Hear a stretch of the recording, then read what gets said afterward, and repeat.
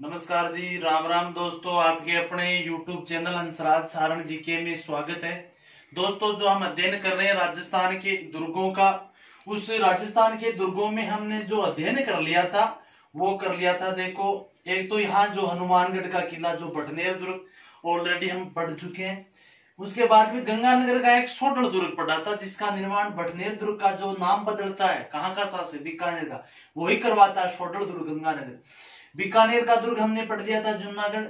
उसके बाद में जैसलमेर का दुर्ग पढ़ लिया था हमने। उसके बाद में बाड़मेर के दुर्ग पढ़े थे।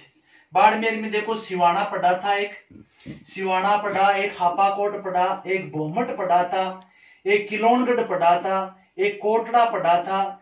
उसके बाद में एक जुन्ना पढ़ा था, कहाँ, यहाँ पर बाड़मेर में। तो बाड़मेर में कई दुर्ग है, सिवाना है, हापाकोट है, भोमट है, किलोनगढ़ है, कोटड़ा है, जुन्ना किला है। हालांकि जूनागढ़ दुर्ग कहाँ पे है, तो यहाँ अपन बात करें बीकानेर। जुन्ना किला कहाँ पे है, तो करें बाड़मेर। जुन्ना महल कहाँ पे स्थित है, तो जुन्ना महल की बात आ जाएगी डूंगरपुर में, ठीक है। उसके बाद में हमने अजमेर की दुर्ग पढ़ा था, जो अजमेर का मैगजीन दुर्ग है, जो दौलत खाना है, अकबर का किला कह सकते हैं। उसके बाद में नागौर और कुचामन के किले हमने पढ़ लिए थे। अलवर के पढ़े हमने, अलवर का जो बाला किला पढ़ चुके हम, और अलवर का जो राजौरगढ़ पढ़ चुके हम। अलवर का जो राजौरगढ़ है, बाला किला है, कांकड़वाड़ी अलवर का पढ़ चुके हैं, तीन जो अलवर के प्रमुख। उसके बाद में हमने जालोर का भी पढ़ लिया था। जालोर का जो जाबालीपुर है, जो सोनगिरी दुर्ग या कनकाचल दुर्ग कहते हैं जिसको। जालोर के बाद में हमने सिरोही के दुर्ग पढ़ लिए थे। सिरोही के दो दुर्ग पढ़े, एक सिरोही का जो बसंतगढ़ पढ़ा था, तो दूसरा जो सिरोही का पढ़ा था वो पढ़ा था अचलगढ़ व अर्बुदाचल। जी दोस्तों, सिरोही के दोनों दुर्ग ऑलरेडी पढ़ चुके हैं, परंतु दो तीन बंदों के व्हाट्सएप मैसेज के कारण के बता रहे हैं कि उनको समझ में नहीं आया, दोबारा बनाया जाए। कोई दिक्कत नहीं, अपन सिरोही के दुर्गों का दोबारा वीडियो बना देंगे। उसमें समझ में नहीं आने का कारण, एक तो वीडियो थोड़ा डिटेल से ज्यादा डीपली था और थोड़ा सा लंबा भी है। 25 मिनट का वीडियो जिसमें इन दुर्गों का भी उनमें समावेश साथ में कर दिया था। इसलिए अपन जो आज अध्ययन करेंगे वो वही दुर्ग करेंगे जो ऑलरेडी अपन वीडियो अपलोड कर चुके हैं, पर अब दोबारा अपलोड करेंगे। जो सिरोही के दो दुर्ग हैं, सिरोही के दो दुर्ग में हम बात करें, बसंतगढ़ दुर्ग एक नंबर पे आता है। बसंतगढ़ के बाद में जो दूसरा जो सिरोही का है, वो सिरोही का अर्बुदाचल व अचलगढ़। अर्बुदाचल व अचलगढ़। देखो, बसंतगढ़ का मेन निर्माणकर्ता की बात करें तो राजस्थान में सर्वाधिक दुर्ग बनवाने वाला ही बनवाया था, यानी महाराणा कुंभा को इसका निर्माणकर्ता मानते हैं। सिरोही के किस क्षेत्र में, तो सिरोही के पिंडवाड़ा में। पिंडवाड़ा सिरोही में बसंतगढ़ दुर्ग कुंभा ने निर्माण करवाया था। कुंभा ने 7 जलाशय बनवाए बसंतगढ़ में। सबसे इंपॉर्टेंट यहाँ पर भगवान विष्णु का मंदिर है सिरोही के बसंतगढ़ में। विष्णु के साथ साथ बात करें, यहाँ एक माता का मंदिर है, खींवल माता का मंदिर। और ये क्वेश्चन आया हुआ है कि खींवल माता का मंदिर राजस्थान के किस दुर्ग में, तो सिरोही के बसंतगढ़ में। तो सिरोही के बसंतगढ़ दुर्ग की केवल 4 बातें। बसंतगढ़ दुर्ग पिंडवाड़ा में स्थित, कुंभा ने निर्माण करवाया, 1 बात, 7 जलाशय 2 बात, विष्णु मंदिर 3 बात, खींवल माता का मंदिर 4 बात। इंपॉर्टेंट है तो अर्बुदाचल व अचलगढ़ दुर्ग। अर्बुदाचल अचलगढ़ इसे कहते हैं अर्बुदाचल, इसे कहते हैं अचलगढ़, इसे कहते हैं भौराथल दुर्ग। कौन सा दुर्ग, भौराथल। इसे कहते हैं संप्रति अचलगढ़। संप्रति अचलगढ़ कर्नल जेम्स टॉड ने इसका नाम लिया है। भौराथल क्यों रखा गया वो चर्चा करेंगे। देखो, इसके निर्माण की यदि बात करें तो इसके निर्माण की बात अपन पढ़ते हैं। एक राजपूतों की जातियों की उत्पत्ति से संबंधित अग्निकुंड सिद्धांत के अनुसार एक राजपूतों की जो आबू में जाति उत्पन्न होती है, कौन सी, परमार। यानी अर्बुदाचल व अचलगढ़ दुर्ग का निर्माण करता परमार माने जाते हैं। कौन से माने जाते हैं, परमार। और परमारों की उत्पत्ति भी मानी जाती है आबू में हुई थी। परमारों ने इसका निर्माण करवाया था। हालांकि पुनर्निर्माण इसका महाराणा कुंभा ने करवाया था। किसने करवाया था, मेवाड़ के शासक महाराणा कुंभा ने अचलगढ़ व अर्बुदाचल दुर्ग का पुनर्निर्माण करवाया था। ये अचलगढ़ जो दुर्ग है, अर्बुदाचल दुर्ग, इसके जो समर्थन में जो मत है, एक तो कर्नल जेम्स टॉड का मत है। कर्नल जेम्स टॉड कहता है कि परमारों के द्वारा निर्मित अचलगढ़ व अर्बुदाचल दुर्ग, जिसका प्राचीन नाम संप्रति अचलगढ़ था, जिसका पुनर्निर्माण कुंभा ने करवाया। यह कर्नल जेम्स टोड का कथन है। उसके बाद में एक नाम आता अलेक्जेंडर फोवर्स। अलेक्जेंडर फोवर्स उल्लेख करता है, रागमाला वगैरह इन्होंने ग्रंथ लिखा था, रागमाला। इन्होंने समर्थन किया है कि अचलगढ़ दुर्ग का निर्माण परमारों ने, पुनर्निर्माण कुंभा ने। तीसरा समर्थन करता है वीर विनोद का लेखक श्यामल दास। कौन करता है? श्यामल दास अपने वीर विनोद में उल्लेख करता है कि अचलगढ़, यानी ये किस प्रकार उल्लेख करता है कि अचलेश्वर महादेव का मंदिर जो आबू में स्थित है। किस महादेव का मंदिर है? अचलेश्वर महादेव का मंदिर। जो अचलेश्वर महादेव का मंदिर आबू में स्थित है, इस अचलेश्वर महादेव के मंदिर के पीछे की जो पहाड़ी है, उस पहाड़ी पर परमारों का प्राचीन दुर्ग अचलगढ़ था, जिसका पुनर्निर्माण कुंभा ने करवाया। ये बात कौन कहता है? श्यामल दास कहता है। यानी तीन बंदे, एक तो कौन हो गया? टोड हो गया, कर्नल जेम्स टोड राजस्थान इतिहास का जनक, श्यामल दास हो गया, अलेक्जेंडर फोवर्स, ये तीनों समर्थन करते हैं कि अचलगढ़ दुर्ग का निर्माण परमारों ने, हालांकि पुनर्निर्माण कौन कराता है? महाराणा कुंभा ने। तो ये तो होगी इसकी बात की निर्माण और पुनर्निर्माण की। कुंभा ने पुनर्निर्माण करवाया था, परमारों ने निर्माण करवाया था। यदि इस अचलगढ़ दुर्ग के इतिहास की बात करें तो सबसे पहले यहाँ पर आधिपत्य था तो वो किसका था? अचलगढ़ पर परमारों का था। परमारों का मूल स्थान बताया जाता आबू या अचलगढ़, और परमारों की जो राजधानी थी आबू, उनका मूल स्थान था। परमारों का राजधानी थी परमारों की, वो थी चंद्रावती। कौन सी थी? चंद्रावती। और कहते हैं परमार सबसे पहले यही उत्पन्न होते हैं भारत में। उसके बाद में इनकी अलग अलग शाखा, यानी अपने शासन सबसे पहले कहां स्थापित किया? चंद्रावती में, आबू में। उसके बाद में ये अपनी शाखाएं जो लोहदरवा के क्षेत्र में, अजमेर को अपनी राजधानी बनाते हैं। मेन जो मालवा के क्षेत्र में उज्जैन धारा नगरी, जो उनका प्रसिद्ध विद्वानता का केंद्र था मालवा में, वो वहां पर बाद में जाते हैं शाखा की स्थापना। प्रारंभ में परमार कहां थे? आबू में थे।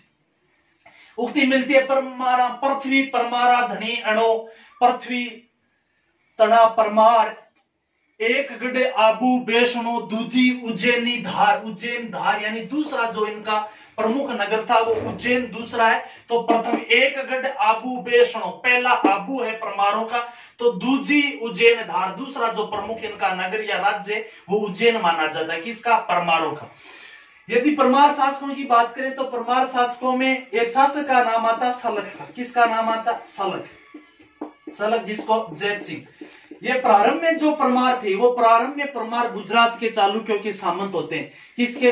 गुजरात के चालुक्यों के सामंत, ये तो याद रखना पड़ेगा। परंतु सलख व जैत सिंह पहला परमार शासक है जो अपने आप को चालुक्यों से पृथक करना चाहता है। चालुक्य शासक का नाम आता है भीमदित्य। कहते हैं कि सलख व जैत सिंह ने अपने आप को, आबू का शासक है, कहां का शासक? आबू का शासक है, जो अपने आप को इनसे अलग कर लेता है। किनसे? चालुक्यों से। कौन कर लेता? परमार शासक। जैत सिंह और इनके बीच विवाद होना तय था। भैया अपने आप को आजाद करोगे तो मालिक तंग जरूर करेगा, यानी चालुक्य तंग करते हैं। इसलिए चालुक्यों के विरुद्ध इस सलख व जैत सिंह का साथ चौहान शासक सोमेश्वर ने दिया था। एक लाइन हमने ये पढ़ी थी, चौहान शासक सोमेश्वर ने साथ दिया था। अनहिलवाड़ा का जो युद्ध होता है, उसके बाद में जो सोमेश्वर था, सोमेश्वर का पुत्र होता है पृथ्वी सिंह, पृथ्वीराज चौहान तो था ना, पृथ्वीराज तृतीय, पृथ्वी सिंह जो चौहान था, पृथ्वीराज तृतीय चौहान शासक, अजमेर का शासक, सोमेश्वर का पुत्र पृथ्वीराज चौहान तृतीय। इसने भी किसका साथ दिया है? जैत सिंह का साथ दिया है। किसके विरुद्ध? भीमदित्य के विरुद्ध। और जैत सिंह ने अपनी पुत्री जो जिसका नाम था इच्छिनी, और इच्छिनी का विवाह किसके साथ किया? तो पृथ्वीराज चौहान तृतीय के साथ किया था। ये चौहानों की, ये परमारों की प्रारंभिक जो आबू में स्थिति थी। उसके बाद में आबू पर अधिकार हो जाता है किसका? सोनग्रा चौहानों का, जो कानरदेव चौहान जालौर के शासक थे। इंपॉर्टेंट नहीं है। मेन जो आबू पर एक आक्रमण हुआ था महमूद बेगड़ा का। गुजरात का सुल्तान होता है महमूद बेगड़ा। कौन था? गुजरात सुल्तान महमूद बेगड़ा ने कहां आक्रमण किया? परमारों की नगरी आबू पर।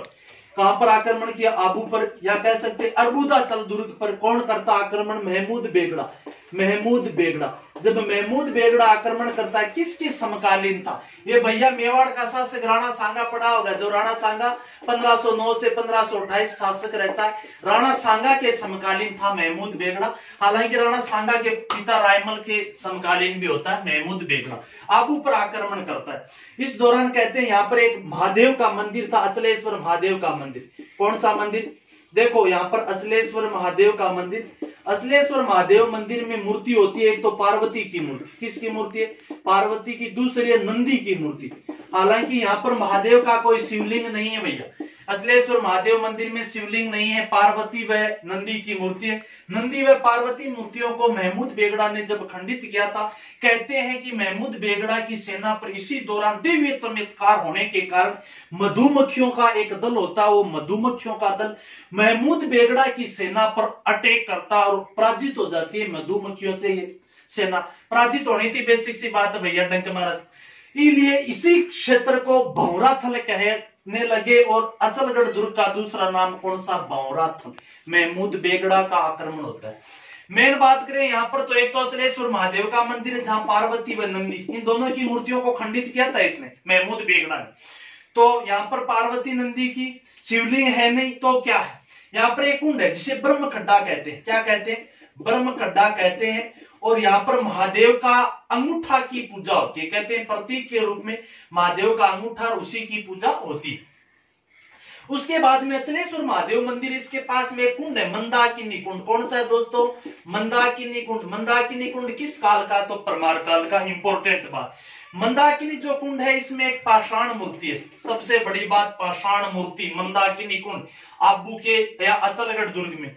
विशेष बात बताएं तो इसकी बात करें हम, जो पाषाण मूर्ति है वो अपन कह सकते हैं भैंसे का रूप धारण किए हुई है। किसका रूप धारण किए? भैंसे का। हाथ में तीर है। क्या है? तीर है। उसके बाद में लग रहा है कि राक्षसों का वध करने के लिए तीर धारण किया हुआ है। यानी एक मंदाकिनी कुंड से पाषाण मूर्ति मिली जिसमें भैंसा का रूप धारण किए हुए एक मानव की मूर्ति है जो हाथ में तीर लिए हुए जो राक्षस का वध करते हुए प्रतीत हो रही, वो मंदाकिनी कुंड से प्राप्त होती है। यहाँ पर कुंड में मूर्ति।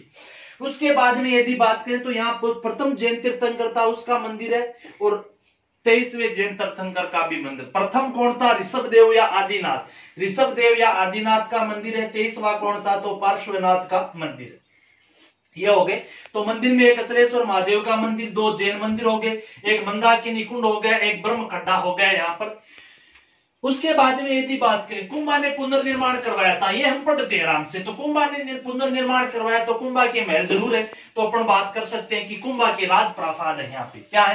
कुंभा के राज प्रासाद या कुंभा के महलों की बात कर सकते हैं कि यहाँ पर कुंभा के महल है या कुंभा के राज प्रासाद है।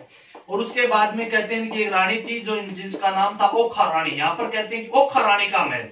किस रानी का? ओखा रानी का महल भी। यहाँ पर जो 2 तालाब है, सावन में भादो तालाब है, सावन में भादो तालाब है दोस्तों। यहाँ पर सावन में भादो, सॉरी तालाब नहीं, सावन में भादो, यहाँ पर 2 झील है। झील है सावन भादो। नहर कहाँ? कोटा में। वो महल की बात करें डीग भरतपुर में। कढ़ाई कहाँ पे? तो देश नोक करनी माता। उसके बाद में यहाँ पर कपूर सागर। कौन सा? कपूर सागर भी एक तालाब है पानी का। उसके बाद में कहते हैं सिरोही का एक शासक था मान सिंह, तो मान सिंह के भी महल है। तो ये है यहाँ पर जो दर्शनीय स्थल। देखो दोबारा रिपीट कर देते हैं, बसंतगढ़ दुर्ग नॉर्मल सा बसंतगढ़, उसमें कुछ नहीं है, केवल निर्माण करता है पिंडवाड़ा और खिमल माता का मंदिर है, एक विष्णु का मंदिर है। उसके बाद में यदि इंपोर्टेंट बात करें हम तो बसंतगढ़ दुर्ग के बाद में यहाँ पर जो दुर्ग है प्रमुख वो अचलगढ़ व अर्बुदाचल दुर्ग है। अचलगढ़ व अर्बुदाचल निर्माण परमारों ने करवाया, पुनर्निर्माण कुंभा ने। प्रारंभ में परमारों का शासन होता है, मेन जो चालुक्यों के अधीन थे, आबू में ही इनका प्रमुख स्थान होता है परमार। उसके बाद में शाखाएं विकसित हुई थी। बात करें यदि हम परमारों की तो परमार जो जैत सिंह व सलख इच्छिणी वाला जो इच्छिणी के पिता यानी चालुक्यों से स्वतंत्र हो जाता है, वो गुजरात के नीलवाड़ा चालुक्यों ही सामंत थे। उसके बाद में यहाँ पर जो महमूद बेगड़ा का अटैक होता है। मंदिरों की बात करें तो अचलेश्वर महादेव का 2 जैन मंदिर, एक मंदाकिनी कुंड, इतनी बात है।